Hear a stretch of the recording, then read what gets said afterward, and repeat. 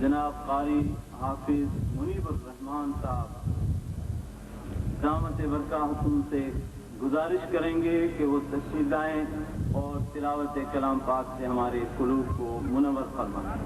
कारी मुनीबुर रहमान साहब।